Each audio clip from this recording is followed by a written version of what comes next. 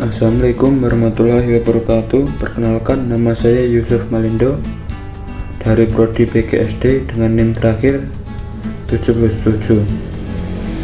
Pada kesempatan kali ini saya akan mempresentasikan materi yang berjudul prosedur dan tahapan pemecahan masalah matematika.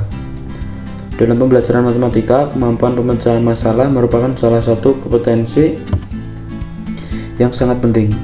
Agar penyelesaian soal tidak dilakukan secara asal atau hanya menebak jawaban, diperlukan langkah-langkah yang sistematis hingga solusi yang diperoleh menjadi lebih tepat dan logis. Sebelum membahas tahapan-tahapan, kita perlu memahami mengapa prosedur pemecahan masalah sangat penting. Yang pertama yaitu prosedur membantu kita menghindari kebingungan karena setiap langkah dilakukan secara berurutan. Kedua, prosedur dapat meningkatkan ketepatan jawaban sebab setiap tahap memiliki tujuan yang jelas. Yang ketiga, prosedur melatih kita untuk berpikir logis dan sistematis, bukan sekedar menghafal rumus. Yang terakhir yaitu jika terjadi kesalahan proses penyelesaian akan lebih mudah dievaluasi karena setiap langkah dapat diperiksa kembali. 4. Tahap pemecahan masalah. Menurut George Polya, terdapat 4 tahapan utama dalam menyelesaikan masalah matematika. Yang pertama yaitu tahapan pertama adalah memahami masalah, tahapan kedua adalah menyusun rencana penyelesaian, tahapan ketiga adalah menyelesaikan rencana, dan tahapan terakhir adalah memeriksa kembali hasil yang diperoleh. Keempat tahap ini saling berkaitan dengan sebaiknya dilakukan secara berurutan agar hasilnya penyelesaian lebih optimal. Tahap pertama, memahami masalah. Tahap pertama merupakan tahap yang paling penting. Pada tahap ini kita harus membaca soal dengan teliti, bahkan bila perlu lebih dari satu kali. Selanjutnya kita mengidentifikasi informasi yang diketahui dan menentukan apa yang ditanya. Kemudian kita melihat hubungan antar informasi yang tersedia dan mencoba mengungkapkan kembali isi soal dengan bahasa kita sendiri. Jika tahap ini dilakukan dengan baik, maka kemungkinan melakukan kesalahan pada tahap berikutnya akan jauh lebih kecil. Tahap kedua yaitu menyusun rencana.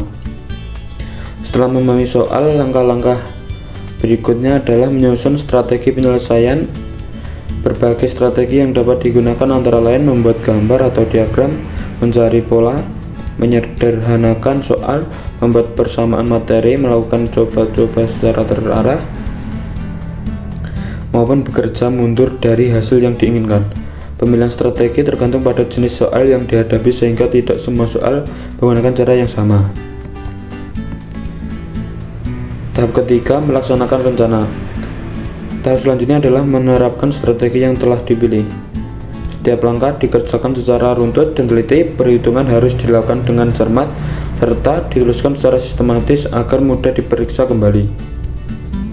Jika ternyata strategi yang digunakan belum berhasil, jangan ragu untuk kembali ke tahap sebelumnya dan memilih strategi lain yang lebih sesuai. Tahap keempat yaitu memeriksa kembali. Tahap terakhir adalah memeriksa kembali hasil penyelesaian. Kita perlu mengecek ulang perhitungan yang telah dilakukan. Selain itu, pastikan jawaban benar-benar sesuai dengan pertanyaan yang diminta. Selanjutnya, kita juga perlu menilai apakah hasil yang diperoleh masuk akal sesuai konteks soal. Apabila kemungkinan, kita dapat mencoba metode lain untuk memastikan hasil yang diperoleh memang benar. Kebiasaan yang perlu diterapkan dan dihindari. Ada beberapa kebiasaan yang perlu dibiasakan dalam menyelesaikan soal matematika. Misalnya membaca soal berulang kali, menulis langkah penyelesaian dengan rapi, memeriksa kembali jawaban, menggunakan gambar bila diperlukan, dan rutin berlatih. Sebaiknya kita harus menghindari kebiasaan langsung menghitung tanpa memahami soal, melompati langkah, tidak memeriksa hasil kembali, hanya terpaku pada satu cara, serta terburu-buru dan mengambil kesimpulan.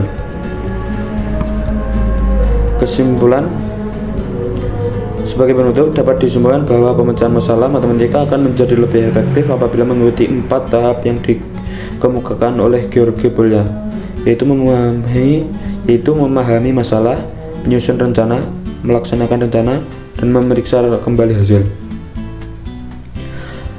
Apabila keempat tahapan ini diterapkan secara konsisten, kemampuan berpikir logis, sistematis, dan ketelitian dalam menyelesaikan soal matematika akan semakin meningkat. Demikian presentasi yang dapat saya sampaikan. Terima kasih atas perhatiannya. Wassalamualaikum warahmatullahi wabarakatuh.